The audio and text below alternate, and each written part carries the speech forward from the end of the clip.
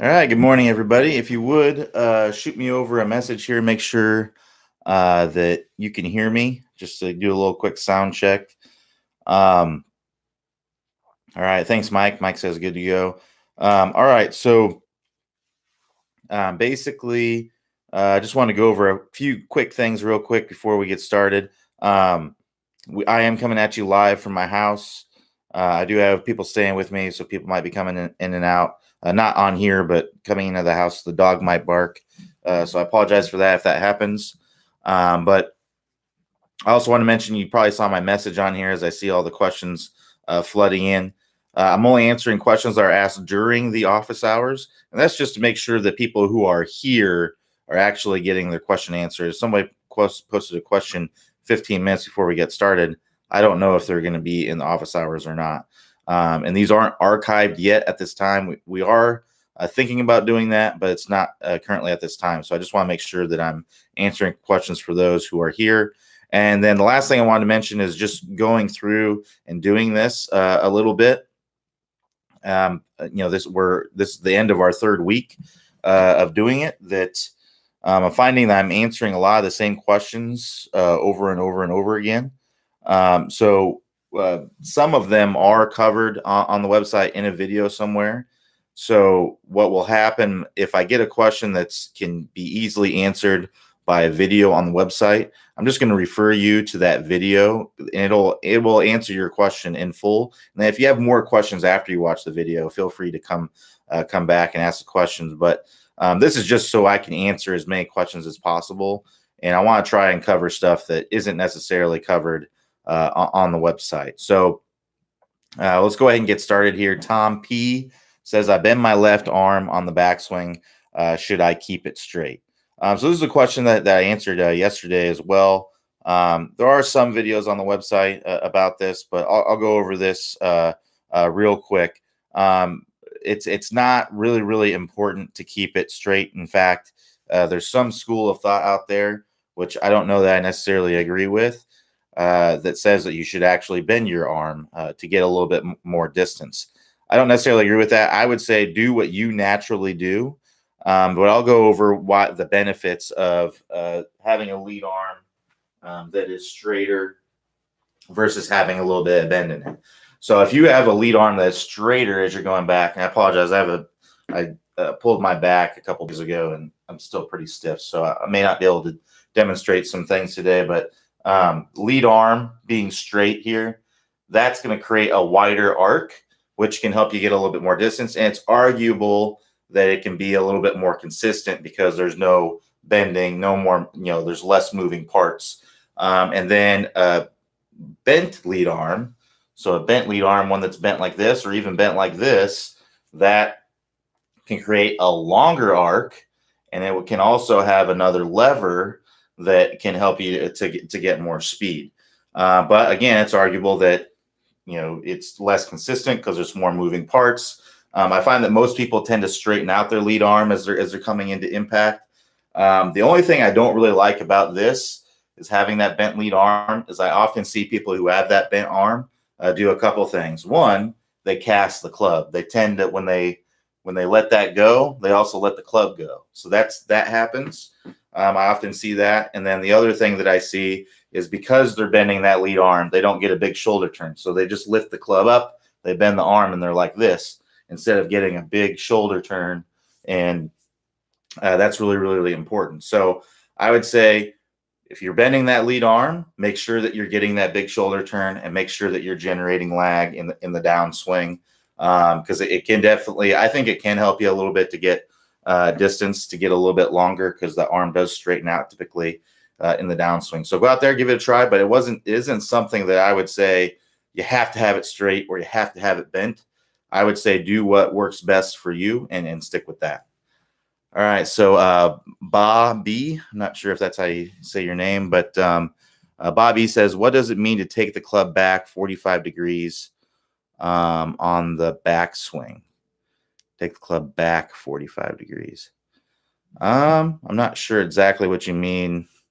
I mean, if you're talking like 45 degrees with your shoulder turn, I'm not sure exactly what you mean by that. So if you would can you give me a little bit more details on exactly what you're talking about? Because I'm not sure exactly what you mean. I mean, that could mean anything. There's lots of things moving around that could be moving at 45 degrees in the backswing. So I'm not sure exactly what you're referring to. Rufus, let's go ahead and get a drink here. All right. So Rufus I says, when I play or work on my swing on the range, afterwards, sometimes during experience back pain in my lower back. I am convinced this comes from downswing when my upper body flex to the right, lowering my right shoulder. Anything to prevent it, or is it just a matter of muscles are just not in shape yet? I am 71 and a bit out of shape for 71.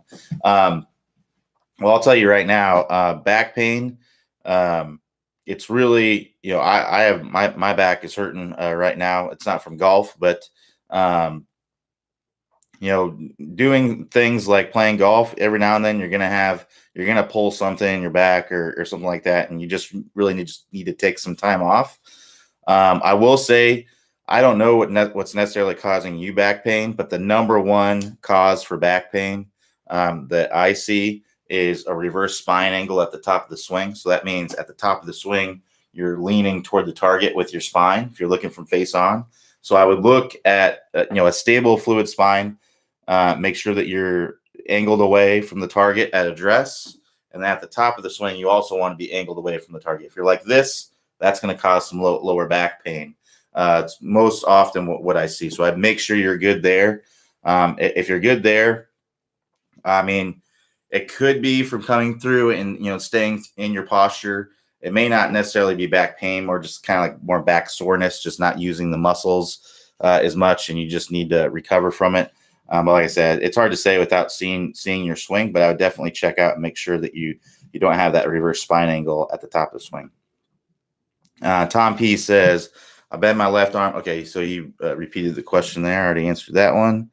Max G says, where are the eyes focused during address, backswing, impact, and follow through?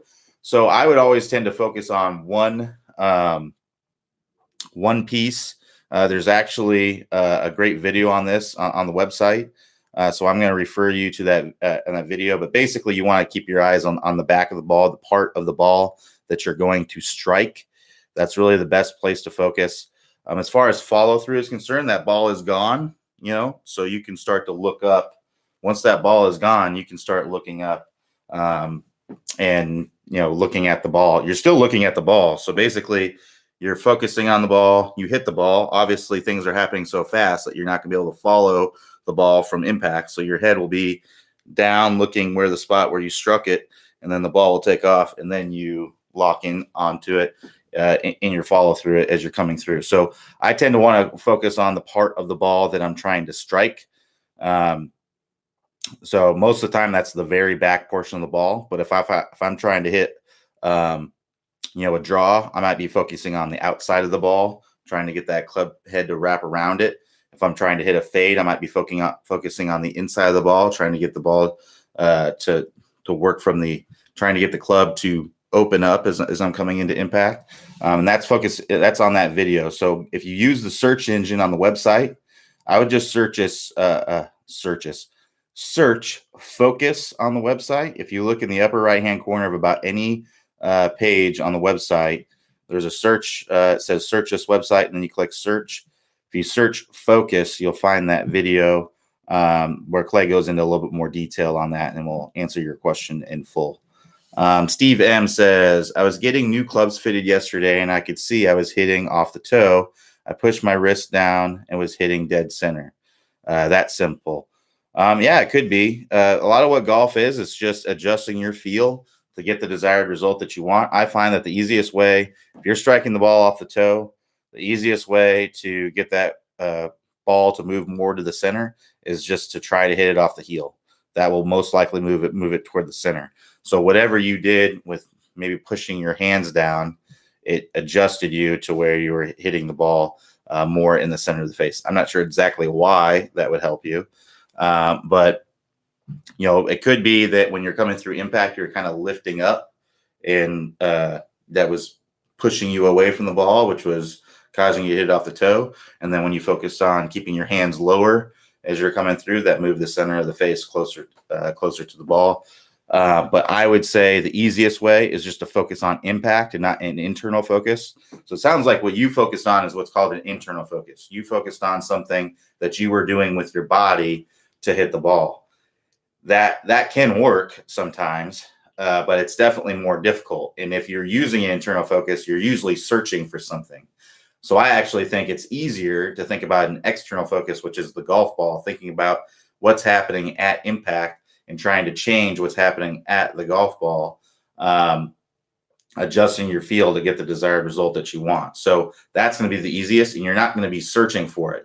I know that if you try to adjust your feeling to be hitting off of a different part of the face, you're going to get a different result. And if you're not, then you just need to exaggerate it even more. So that's really the easiest way. And you don't have to change any technique or anything to do that. It's just a matter of, it's more of an intuitive thing, which I think is much easier and better to do. So Alan Yu says, some golfers like Dustin Johnson, I think he meant, have their left wrist bowed at the top of the swing, seem to move their bodies through the swing with a little more forearm rotation. Others, like Ricky Fowler, have a flat wrist at the top and appear to use a good amount of fire rotation on the downswing. What are the pros and cons of each method? So really, there isn't much difference necessarily. The only difference is that if he's at Dustin Johnson, he's at the top here. He's got that bowed lead wrist. That's closing the face down. So from here, he doesn't have to roll his hands over as much as he's going through impact. He's really just kind of turning and firing his arms. So it's really just that. There's no rolling over as much. So when you do that, the face you're pretty much square already right here, and then you're just turning and firing the arms. Whereas most professional golfers are doing flat wrist at the top, and then they're doing they're turning that handle down as they go down into impact. So it looks like there's a little bit more rotation there. There's really no pros and cons to each necessarily. It's really whatever you're most comfortable with. I think the easiest way to do it is to do it like what you see with most professionals doing, where you're going up to the top, you have a flat or even slightly bowed wrist at the top. And then as you're coming down, you're turning that handle down. A good guy to watch is Brooks Koepka. It's really, really easy to see in his swing how he goes up to the top. And then as he's starting that downswing, he's doing that. It's really, really easy to see in his swing. Obviously, it's working for him, right? So, and then he really, really turns into the ball. So it's definitely a pro, I would say, actually, to kind of do this, because then you don't have to do this in the downswing. But most people are not capable. They don't have the wrist flexibility and the ability to be in this position at the top. So what I would recommend to most people is just to get as long a swing as you can, flat lead wrist at the top, get that bowing in the downswing, and that's going to be the move section. That's where we talk about that. That's going to be the easiest thing for you. If you can get to where your lead wrist is like this at the top, and you're still able to get a big shoulder turn and if you look at Dustin Johnson, is a crazy athlete. I mean, he's got his hands up above his head, and he's got his wrist like at a 90-degree angle at the top. I can't even hold on to the club and really do that, to be honest. I mean, that's as much as I can do right there. So, Dustin Johnson is like this, but if I add my other wrist in there, I can't bend it back enough and have my shoulder and have my right elbow in enough to make that happen. Most people are not going to have the range of motion to be able to do that. So what I recommend is try to get as long a swing as you can, flat lead wrist at the top, let that elbow fly if you need to. And then the downswing, that's when you can get that shallowing out. That's really the easiest way. So there's really, the benefit is that you're already squared up and all you have to do from there is turn. But the con is that most people are not even capable of doing that. So I would go to the move section, work through our move section. And that's really going to help you. The easiest way to look at all the courses on the website, if you go If you click on the house icon at the top of the page, if you click on that, you scroll down, it'll have all 20 courses right there. You can just click on them. The move is probably about a quarter of the way down, a third of the way down. And I would be working on that to start getting the club to shallow out and squaring up earlier. Okay, so James M says, I feel that I'm not releasing the club at the right time. What drill should I look at? So one, if you say you're feeling like you're not releasing the club at the right time, that tells me that you're not filming your swing. You got to film your swing. You have to know. You can't just base everything on feel because, as we know, you've probably heard the expression, feel is not real, right? The camera doesn't lie. So you got to film your swing from face on. Use your phone, or use a camera, tablet, iPad, whatever. Film your swing from face on. See where you're releasing that club. And the release, if you remember right, that's where we're coming through and all the angles are gone and that club is splitting the forearms and the follow through. Most people you see, that's happening about right there, just out in front of impact. Ideally, with what you see with professional golfers, as you see, it's releasing out in front about 45 degrees. So that's the straight line release section. So if you go to the courses, the straight line release section, that's going to be drills to be working on that. But I'd be working on the other pieces leading up to that because they all build on each other and make it easier to get that release out in front. If you skip ahead and do the release already, you're going to be fighting. You may be fighting some physics. For example, if you are casting the club, if you are not generating lag in the downswing, you're going to be all but guaranteed to release that club early. So you have to make sure that you're generating lag in the downswing first. If your spine angle is vertical at impact, you're coming into impact and your spine is pretty much straight up and down, you're going to be all but guaranteed to release that club early. So you got to get that more angled away so you can release that club out in front. If you're not getting a good turn with the shoulders, you're typically going to rush that downswing. Again, that's going to cause you to release that club out in front. So I would work on all the pieces leading up to that release. That way, it's going to be a lot easier when you get there. But that's going to be the straight line release section where you're looking at that. Now let me get a drink feel real quick.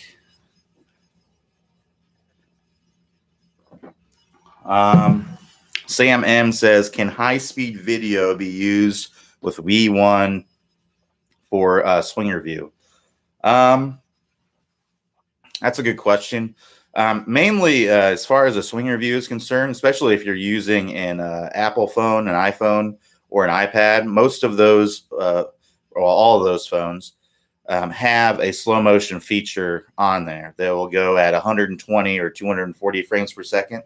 That is plenty enough for a swinger view, and that's toggleable in the app. The Android app, unfortunately, at least last I looked, they don't have the ability to change to, even if your phone has a slow motion feature on it, it doesn't have the ability to get that slow motion swing on there. But even, most of those cameras, they're going to be at 60 frames per second. That's still completely fine. We're going to be able to see enough in the video to be able to, obviously more frames per second be better. But even if it's 60 frames per second, we're going to be able to see enough definitely to be able to help you. But if you're talking like a legit, like 10,000 frames per second, like if you have one of those phantom cameras or access to one of those, the file size is just going to be too large. Even if you trim it way down and import it in, it's just going to be way too large to send. But again, it's not necessary. If you got an iPhone or the ability to take a 240 or 140 frames per second, then I would be doing that. That's more than enough. That gives us, you can usually get an even impact or very, very close to impact when you have one of those. And if you're using an Android phone that has a slow motion camera in it, you can actually film the swing with the slow motion camera, whatever default app that you use for that, and you could import it into V1 and then send that to the instructor. But when you do that, you need to make sure that you trim the video down to as small as you can, so that way there's no timeout with it, because if you don't trim it down, then the file size may be too large and it might time out on you. So you can use high-speed video, but I would just be using whatever's on your phone because that's going to be plenty enough anyway. Aaron L. says, I have good club speed and hit the ball solidly, but my drives produce so much spin that lately they have only been going 220 or so, despite hitting the I assume you said crap and it censored it for some reason, hitting the crap out of the ball too steep. Most likely, yeah. So if you're getting too much spin on the ball, what's mostly likely happening is you're hitting down on the ball. So what that's doing is that's hitting down on the ball with loft creates more spin. So what you want to do is hit more up on the ball to be able to get that. So what I would look at is, one, I would look at your compression line. So if you recall your compression line, grab the driver here. So your compression line is, if you're not familiar with it, it's that line at impact that we draw that goes up from your ankle, your hip to your lead shoulder. So you want that to be angled away from the target at impact. With a driver, it can even be a little bit more angled away. So with anything you're hitting off the turf, we like a couple degrees, 2 to 3 degrees angled away. So that's going to look like, sorry, I can't really turn with my back's hurting, but basically, you're looking at like right there. With a driver, I don't even mind being, 5, even 10 degrees angled away, because that's going to help you get a more, more upward angle of attack on the ball. So that's what I would look at first, is make sure that your compression line is in order. There are some videos on the website that have to do with this as well. So I'm not sure on titles of videos. The best one that I can think of right now, let me see if I can find it on the site here real quick. It's one that has a tennis racket on the front of it, and there's clay with a ball kind of going like that with the tennis racket. It's kind of like you're trying to put top spin on the ball. You can't put top spin on the ball. I mean, technically you could, but it doesn't really happen with golf clubs because there's loft on them. So if you can reduce that loft, then that can help you and hit more up on the ball, then that can definitely help you. So let me see here. If you go to let me look in the distance vault here, because there's going to be some great drills for you in there that to help you with this. So let me try and find this video for you real quick. There we go. So the vault, to get to the vault, what you'll want to do is you'll want to hover your mouse over the instruction tab, and then that will expand the menu, and then you'll go to vault categories. And then right now I'm looking in distance vault here and trying to find that video for you that I'm thinking of that I think will really, really help you. There we go. So it's D046 is the video that's all about reducing spin. So the title of the video is Swing the Club Slower for More Distance. It's kind of clickbait title, but basically all it is talking about changing your launch conditions with basically hitting the ball further with the same club head speed. So it's all about launching the ball higher with less spin, which is going to get you more distance. So I would definitely check out that video, D046. It's in the distance vault, Swing the Club Slower for More Distance. Those drills in there are going to be great for you, as well as the compression line, making sure that you're angled away, because most likely you're probably pretty vertical there with the driver. And if you're not, then that video will also help you as well. So check out those. Robert R. says, I continue to struggle with getting loft on downhill lies on the fairway. Help, please. Well, I mean, that's just the nature of a downhill lie. You're going to have trouble getting loft because, if you're on a downhill lie, that's essentially reducing the loft of the club by the degree of the slope. So there really isn't anything you can really do about that. And unfortunately, it actually makes it a little bit worse because when you are hitting on a downhill lie, you typically have to put the ball a little bit further back in your stance to ensure that you're getting that ball first contact. So, that even makes the ball come out a little bit lower. So what I would recommend doing is, when you have a downhill lie, you're just going to have to expect the ball to come out lower, and it's probably going to roll out a little bit. It's not, the only way that you're going to be able to get the ball to come out higher is if you use a higher lofted club, and the ball is it's just not going to go as far because you're using a higher lofted club. So it just takes practice, but I mean, that's just the nature of a downhill lie. The ball's going to come out lower. There's really not much you can do about it. Same thing with the uphill lie. I mean, you can't really, unless you really take less loft, choke up and take a lot less loft, the ball is going to come out higher because you're angled more up and you're hitting more up on the ball. BAB. Great. So 45 degrees. I mean, I've been told not to let my arms touch my chest, and I should take them back about 45 degrees. You haven't been told that on our website. I'm not sure why someone would tell you not to let the arms touch the chest. They have to touch the chest. In the downswing, as you're going up to the top, as you're turning, and as you're coming down into the downswing, your lead arm is going to touch your chest. It's going to be abducted to your chest here as you're coming down. If you don't let that, so here's what happens if you don't let your arms touch your chest in the swing, is you're going to go like that with the club. That's an over the top motion.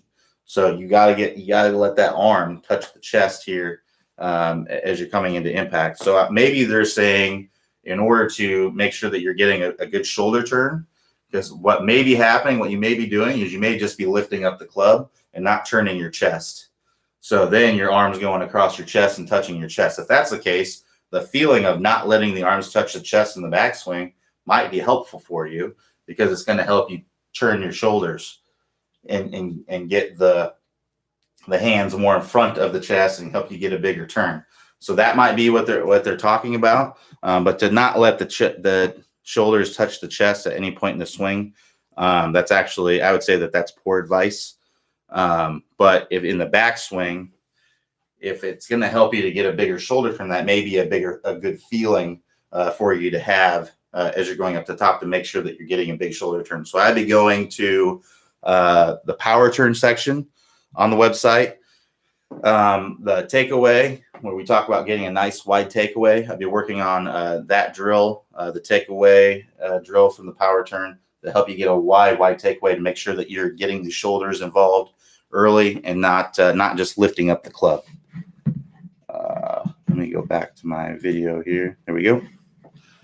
All right. So thanks for the clearing that up for me, BA or Ba. I'm sorry if I'm not pronouncing your name right. Andrew B says, I know Matt Kuchar uses his to left the practice swing to overcome his tendency to swing too much from the inside. Even though I come over the top, I found that it helped me clear my hips and square the club. Makes sense. So I think you're talking about, if anybody has seen Matt Kuchar playing on tour, you notice that he does kind of a practice swing where he really cuts across his body. And I think that's because he used to really fight a hook. And he's actually been quoted as saying he'd be happy if he never seen a hook or hit a draw his entire life. He just likes to hit a straight ball or a fade typically most of the time. And that's fine. You can play great golf doing that. Ideally, you'd be able to work the ball in any direction that you wanted to. And that's what we work on in the ball striking masterclass. But I'm sure he still hits some draws out there on the course. But doing that, I think he has a natural tendency to swing too much from the inside. And that's why he does that cut across the ball thing. But if you already come over the top and then you kind of practice that, I don't understand how that would really help you. You mentioned that it helps you kind of clear your hips. But you're clearing your hips at the cost of really cutting across the ball. So I don't know. You said you're squaring the face. I would have to see your swing to really know what's going on. But like I said before, feel is not often real. You may feel like you're cutting across the ball, but in reality, that's likely not what's happening if you're hitting good golf shots, because it's really tough to hit good golf shots if you're really cutting across the ball. it's like what Matt Kuchar is doing. He's doing this exaggerated over the top practice swing, but when you watch him hit the ball, he's not coming over the top, right? It's just the feeling that just helps him get the feeling of what his body should be doing. So that's basically what may be going on there. Peter I says, I'm confused. Many say open your hips at impact, and others say you're a hip spinner. What is the best drill to check and make sure the hips and shoulders on the downswing are doing the right thing to get the right impact position? All right, so this is a great question. And I may actually, I'm going to do a timestamp on this one. We're 29 minutes in here because I think this would be a good highlight.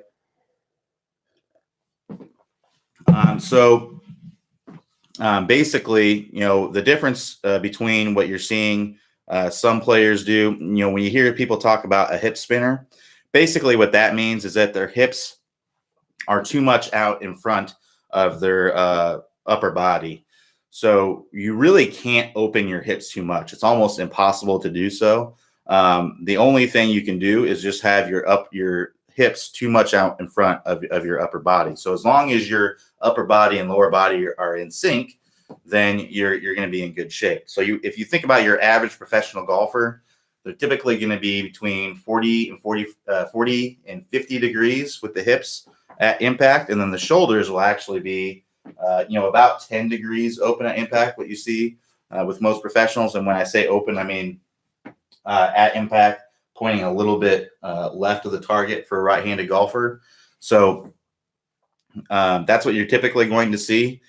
If you definitely want to be opening up your hips into impact, because if you're not, then what's going to happen is you're typically going to release that club early. So if you think about, if you were to take a club here, I'll use a shorter club so I don't break something.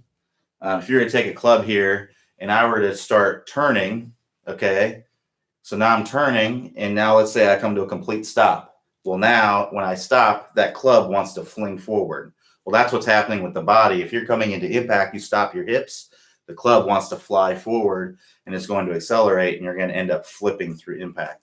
So what you want to do is you want to keep those hips accelerating as much as you can through impact. They're going to be decelerating just because, the forces and everything as you're coming through, they're going to be decelerating. But if you can keep them and feel like they're accelerating as much as you can going through impact, that's going to help you to release that club out in front.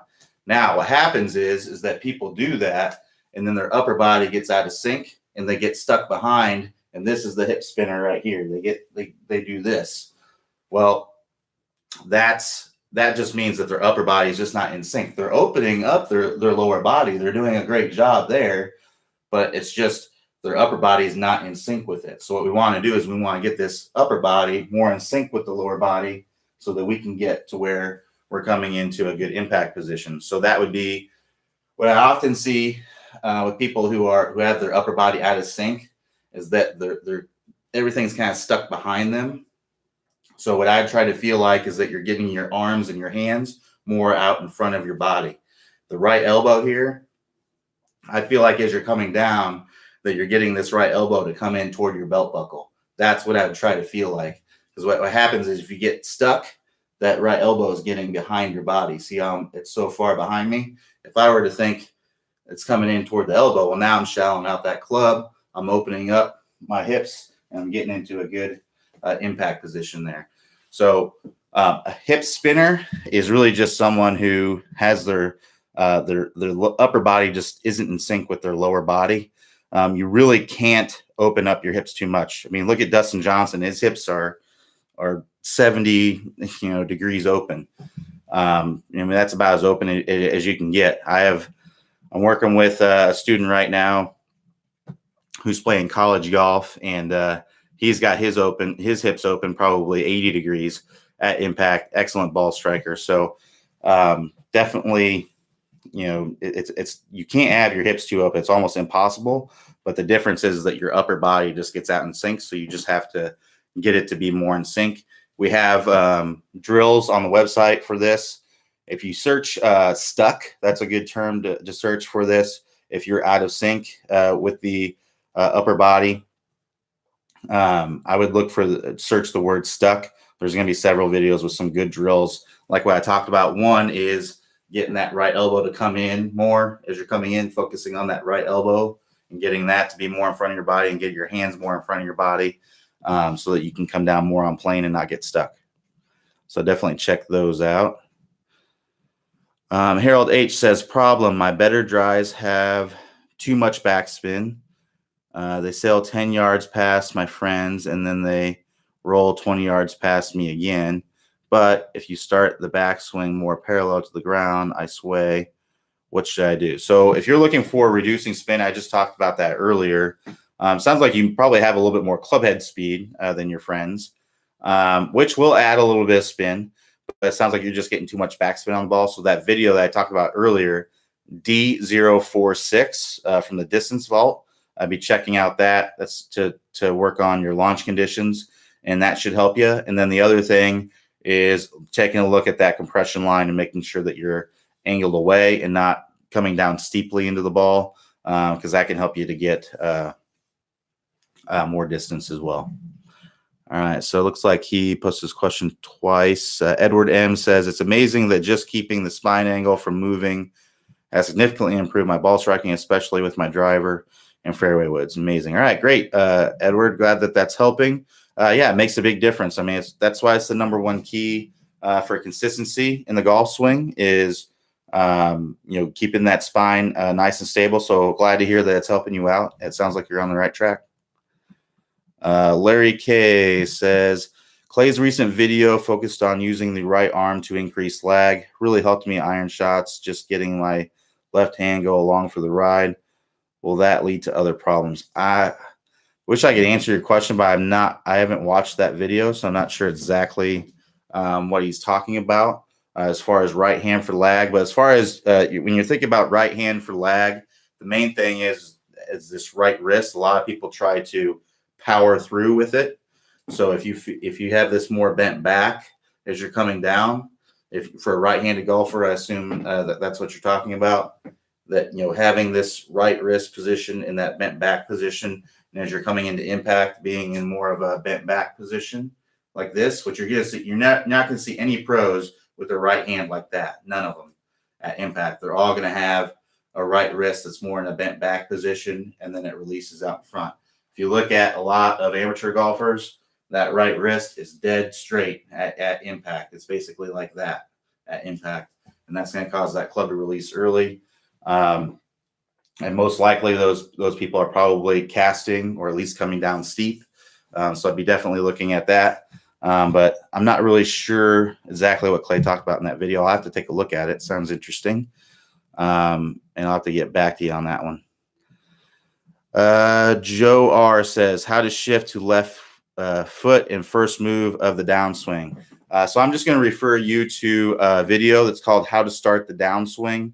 If you go and use the search engine on the website, How to Start the Downswing, there's a great video in there. It's a third one down. It's going to have yellow print in the thumbnail. It says downswing on it. Click on that video. Watch that video. It's going to have the step drill in it, which is where you start out with your feet together. You start the backswing, and then you are stepping forward. That's going to help you to get your momentum moving forward and really help you to get a better weight shift. So I would definitely check out that video in that drill. Alfonso F says, when I elbow my wrist in the way down, the ball go left Y. When I elbow my wrist in the way down, the ball go left Y. So I don't really understand your question. So if you would try to reword that, and I'll try to answer it if I can get to it. Sorry, I can't understand your question, Alfonso. Michael G says, is it okay to have two driver swings? I use a very flat driver swing on the narrow fairways when accuracy is a must. I carry between 220 and 230 yards with it, just as accurate on wide fairways. Lift my arms more and gain 10 to 12 yards of carry, but with some accuracy loss. Yeah, that's fine. I mean, if you want to have a fairway finder kind of swing, that's completely fine. I don't have any issues with that at all. That's not really my style of play. I'm more of I want all the distance all the time. Honestly, fairways are a little overrated as long as you're not like way off in the woods.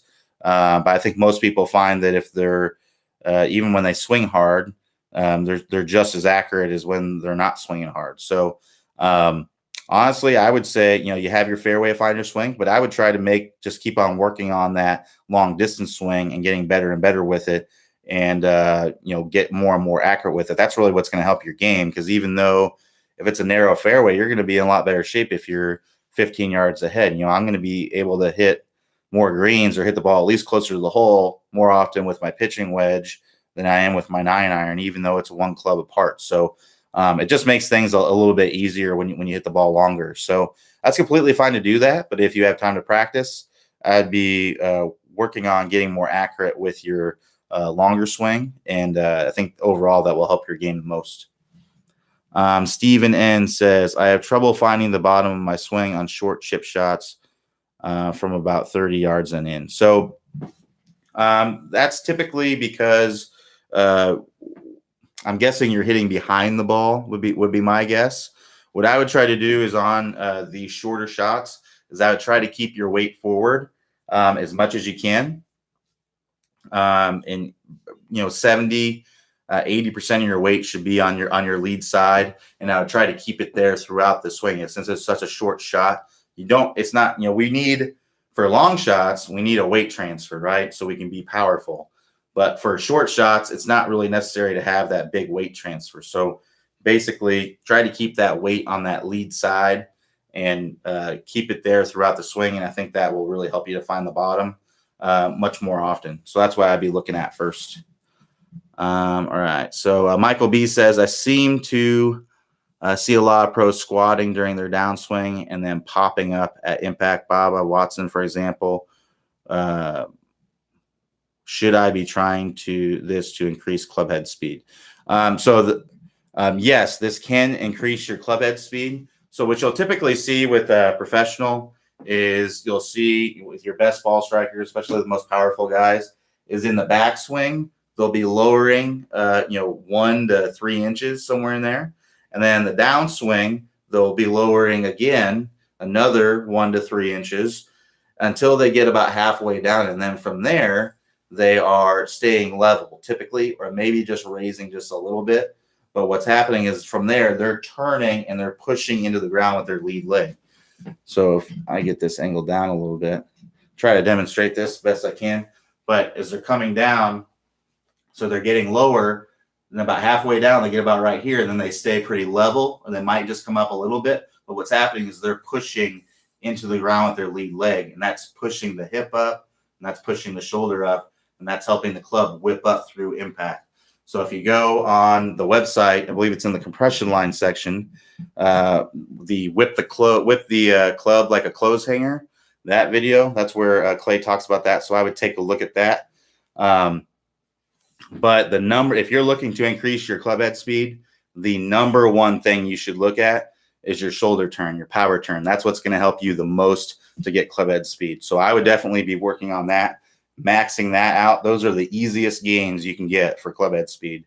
We've done everything as far as all the drills that we've done and all the working with all the students in the distance clinics.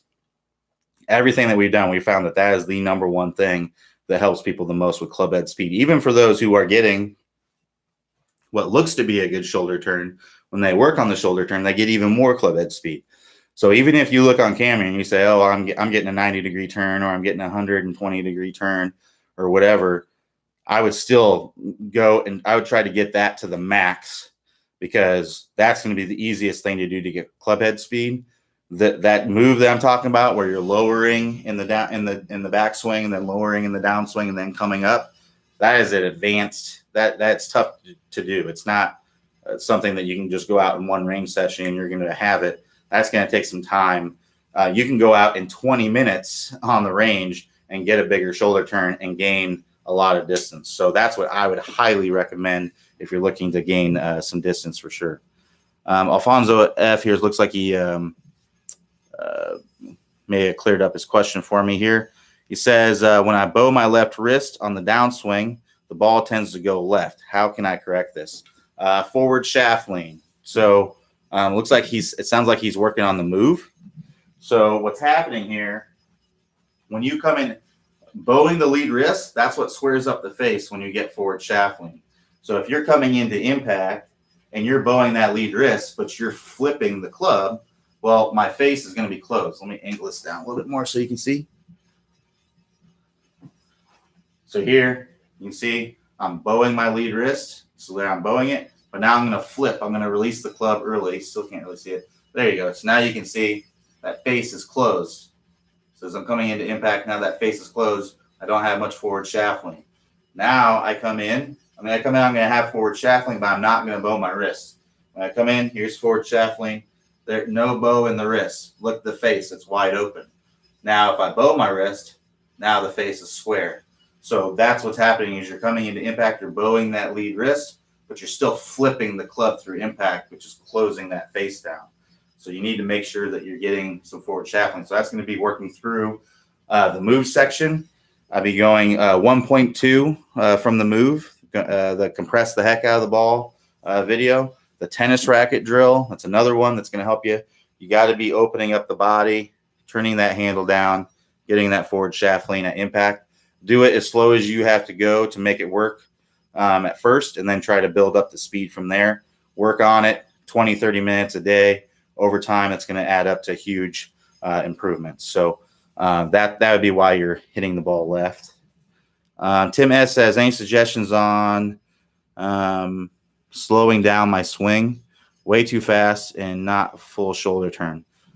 So when I see with people the most common thing I see with people who are really quick in their backswing is that they're really, really tense. They're putting a death grip into the club. So I just try to loosen up and not be any hurry to get to the top of the swing. Kind of a looser grip. I try to feel a little bit more relaxed at address, and then just start the swing with mostly shoulders. That's the other thing that I see is people who start their swing by just kind of lifting up the arms will have quicker swings because they're not turning and they feel like they have to rush the downswing because they're not getting enough of a turn. So I would try those two things. One, relax more at address. Keep your arms more loose, more relaxed. And then the other thing is try to feel like you're starting the swing with the shoulders, like your club, the shoulders, the arms, everything are one piece. As you're starting the swing, get those shoulders involved earlier, and that's going to help you slow things down. Robert R says, feedback for Clay. This recent video with the right arm only swing drill had great results for me. So yeah, I'm gonna have to check out this video. I haven't watched it yet. So after we get done here, I'll have to go check that out. Glad the video helped you, and I'll let Clay know that we're getting some good feedback on that. Thanks for sharing. Richard M says, when you turn your head to square the club face, when you turn your hand to square the club face, is in the downswing, at what point do you release the club, and what direction should you be releasing it? All right, so let's talk about when you should be releasing the club, starting the release. So you might be surprised to realize this, but you're releasing the club from about this point in the downswing. That's when you're starting to release the club. So what that means is in the downswing, so here's the top of the swing, and in the downswing, I'm generating lag. So this angle between my lead arm and the shaft, it's getting sharper, right? And then from here, about when this lead arm is parallel to the ground, that's where we see in most professionals, that's about when it's happening. That's really a good place for it to be, or even a little bit later than that is good too. That's when this angle goes from getting sharper to getting bigger. What we see with a lot of amateurs is they get to the top of the swing, and that's the sharpest angle, and then from there it gets bigger. So they get this casting motion. Or we see that it gets a little bit bigger. Maybe it doesn't look so much like casting, but it's definitely not getting sharper in the downswing.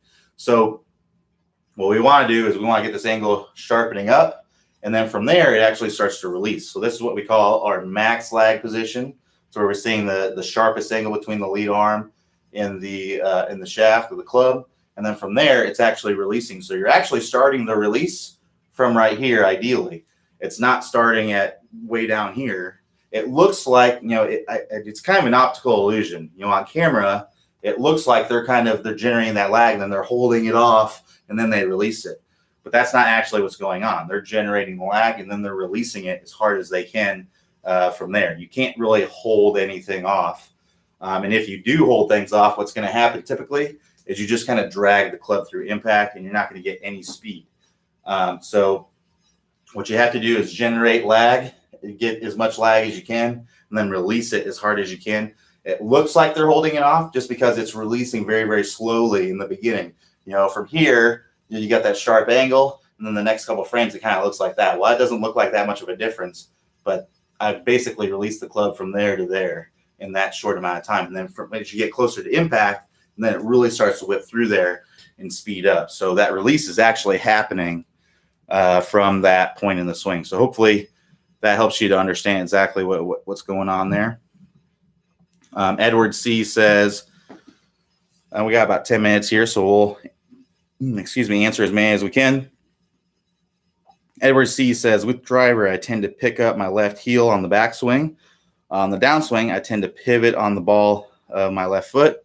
When I finish, I see my left foot is almost pointing toward the target. Best way to work on that.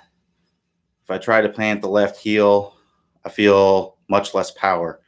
I'm not sure exactly. Nothing you said there sounds wrong to me. I think that's all great. You want to be look at Bubba Watson's swing. You're doing exactly what Bubba Watson's doing. So I would say if that's what you're doing, it comes naturally to you and it helps you get speed. I'm not sure why you would want to do something that actually helps you get less power, even though aesthetically it may look a little bit better, maybe to some people's eyes. But generally, if you're picking up that left heel in the backswing, that's completely fine, especially if you're trying to get more power. Because what happens is if you have that left heel on the ground as you're going up to the top, this can restrict your hip movement. You won't be able to turn your hips as much, which will make it so you can't turn your shoulders as much. So lifting up that left heel off the ground can help loosen up these hips and allow you to turn your shoulders even more. And as we talked about before, it's really the number one source of power is getting a big shoulder turn. So, and then the downswing, you said that you're kind of coming in on the heel on your balls of your feet, and then it's turned open as you're coming into impact. These are all things that long hitters do. Jack Nicklaus, look at his swing. Bubba Watson, look at his swing. These are all things. The leg is opening up, and they're either doing what you're doing, where the foot's opening up, or they're kind of rolling over it, or the foot's coming off the ground. This is what you're seeing with all of the biggest ball strikers. So I would say, sounds like you're on the right track, and I wouldn't be trying to change something that's actually, as you even mentioned yourself, is giving you much less power. So sounds like you're right track. I wouldn't change a thing. That's for sure. James D says, I've started high left pop-ups with my driver. I think I may be staying in the back two. Might be staying in the back two. I'm not sure what you mean by that. But again, this is something you got to film your swing on camera. You got to see what's going on. The camera doesn't lie. So make sure that you're looking on camera and you're seeing what's going on. I think it kind of sounds like you may think you might be hanging back, which can cause the club to come in. But it sounds like you're hitting the top, the crown of the club. And if you're hitting really, really, really high, that's probably because you're popping it up off the crown of the club. So you probably just need to get that strike lower on the face. So I would actually intentionally try to hit the ball low on the face. That's not really putter, probably isn't the best. But what's likely happening is you're probably hitting the ball off the top of the crown of the club. I would actually intentionally try to hit it on the lower part of the face, and that will most likely move your strike closer to the center and get you much better contact. If you actually hit it on the lower part of the face, then just ease off of that feeling. If you're still popping it up, then you want to exaggerate it even more. I would maybe even exaggerate it so much that you feel like you're coming down and you're missing the ball and going over the top of it. That's what I would recommend doing. It's hard to say without seeing your swing what might be going on, but I would be checking the 5 pieces of the Top Speed Golf system on your swing. Make sure you're nailing everything. But if you're hanging back, that can cause you to release that club early and get that club working underneath the ball too much. But adjusting your feeling is going to be the easiest way to do it, especially if you're not going to be filming your swing and stuff like that, then so James, it looks like he put another message in the backswing position too long. Maybe I think maybe I'm staying in the backswing position too long. I'm not really sure exactly what that would mean. I mean, you're staying like pausing at the top. I feel like that's what he might be saying. That's likely not going to cause you to hit underneath the ball necessarily. I would just do what I talked about a minute ago, is just trying to get that strike to be lower on the face and exaggerate it as much as you need to make that happen. And then I would look at the 5 pieces of the top speed golf system, make sure your spine angles are good, make sure your compression line is good, make sure your power turn is good, make sure all those pieces are good, and work on those pieces that will improve your impact. Edward C., I always thought that was a flaw. Thanks. Oh, yep, no problem. All right, so it looks like we don't have any more questions after this one, after Michael B's here. So this will be the last question for the day. Thanks, everybody, for joining me. But Michael B says, what is a good shoulder angle at the top of the backswing? I'm thinking of the angle to the ground, not shoulder turn. What is a good shoulder angle? So you're talking about this shoulder angle? I think that's what he's talking about. So generally, with the driver, what we like to see is basically the butt end of the. If you draw a line, if you're like this and you draw a line from shoulder socket to shoulder socket, about 8 feet on the other side of the golf ball, 4 to 8 feet is a good place to be.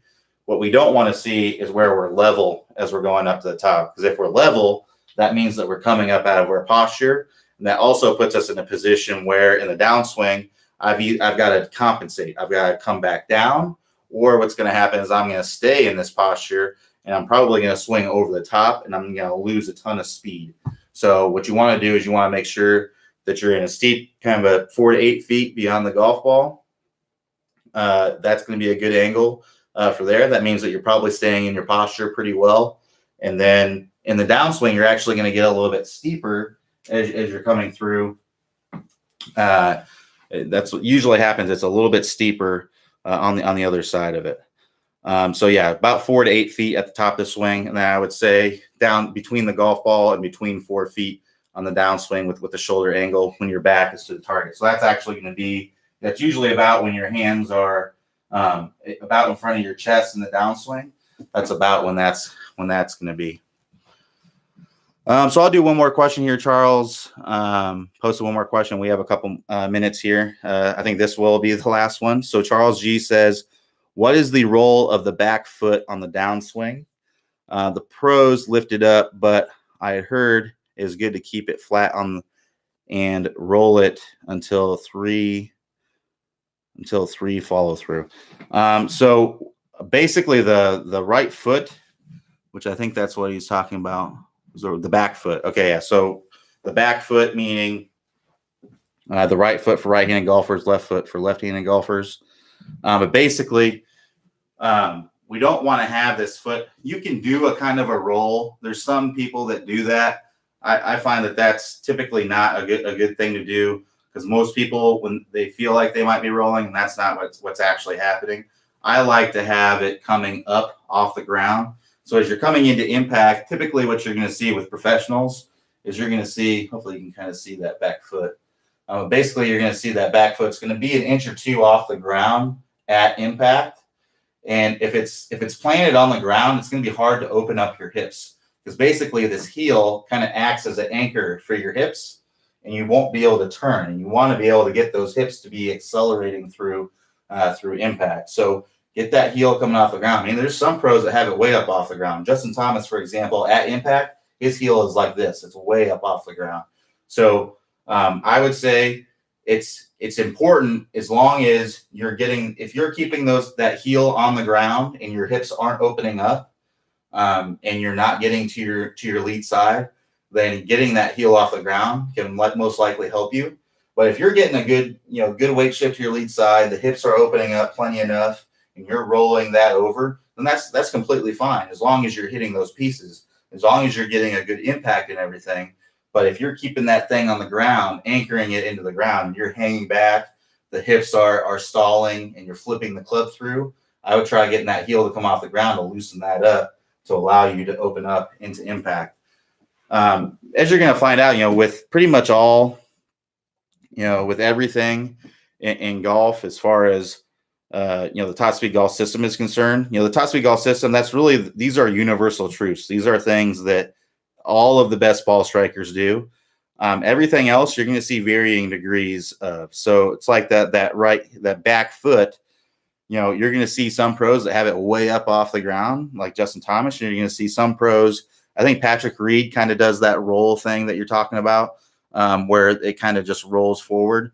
But again, they're both able to get in excellent impact position and get result. I mean, both major championship winners, and probably will be in contention and probably win several more throughout their careers. So excellent players. It's not a universal truth. That's something that you just have to look at and see what's best and what works best for you. So the power turn, stable fluid spine, compression line, the release, all these things, these are all things that are universal truths. All of the best ball strikers in the world are doing them. These are the things that you really should look at and make sure that you're doing in your swing. And these other things, like the right heel coming off the ground, or what my elbow is doing, or things like that, these are all things that you're going to see varying degrees of on tour. And you just have to do what works best for you. These are all kind of tinkering type of things. So I can't stress it enough. Make sure that you're nailing all the pieces of the top speed golf system first, and then worry about everything else. So thanks for joining me today. Hope you all have a great weekend. I will be back here Monday at 3 o'clock in the afternoon. So I'll talk to you all then. Thanks.